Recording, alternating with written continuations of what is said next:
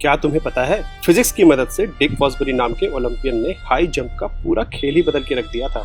Dick Fosbury एक दुबला पतला लड़का था जिसे खेलकूद काफी पसंद था और हाई जंप उसका फेवरेट स्पोर्ट था। वो हाई जंप में गोल्ड मेडल जीतना चाहता था, पर वो पिछले रिकॉर्ड के आसपास भी नहीं उछल पा रहा था। शायद मैं बाकियों की तरह स्ट्रॉन्ग और फुर्तीला नहीं हूँ। एक दिन फॉसबरी गर्मी की छुट्टियों में अपने दादाजी के घर गया, जहाँ उसने देखा कि एक चिड़िया जैसा टॉय अपनी चोंच पे बैलेंस था। ये चिड़िया गिर क्यों नहीं रही दादाजी? क्योंकि ये सेंटर ऑफ मास पे बैलेंस्ड है। ये सेंटर ऑफ मास क्या है? सेंटर ऑफ मास वो इमेजिनरी पॉइंट है जहाँ तुम पूरे सिस्टम का मास एक पॉइंट पे केंद्रित मान सकते हो। ये मास और उसके डिस्ट्रीब्यूशन यानी दूरी पे डिपेंड करता है। अगर मास यूनिफॉर्मली डिस्ट्रीब्यूटेड है तो ये सेंटर में होगा, अगर नहीं तो जिधर वजन ज्यादा है उसके करीब।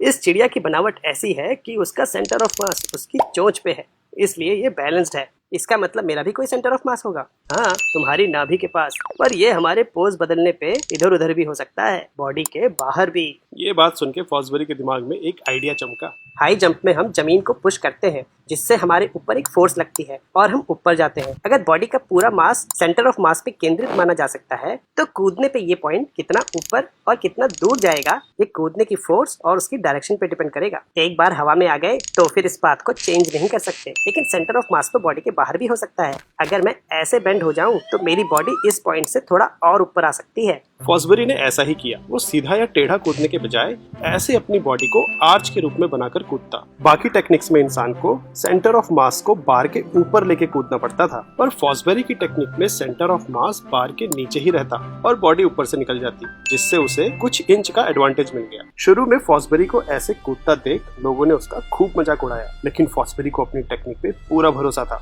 धीरे धीरे उसने इस टेक्निक को मास्टर किया और फिर ओलंपिक्स हाई जंप में न केवल गोल्ड मेडल जीता बल्कि वर्ल्ड रिकॉर्ड भी बनाया। आज इसी टेक्निक को फॉसबरी फ्लॉप के नाम से जाना जाता है और हाई जंप के सभी एथलीट इस टेक्निक का इस्तेमाल करते हैं। स्टोरी वाइज का लक्ष्य है इंडिया के लिए एजुकेशन को इंटरेस्टिंग और आसान बनाना, इसलिए हम मुश्किल कॉन्सेप्ट्स को कहानियों के जरिए मजेदार बना रहे हैं और आप इस मिशन का हिस्सा बन सकते हैं हमारी मेंबरशिप लेकर। ये एक छोटी सी मदद हमारे लिए बड़ा सहारा बन सकती है, जिससे स्टोरी वाइज की टीम पूरे सिलेबस को कहानियों में पिरोकर आप तक पहुंचा पाए।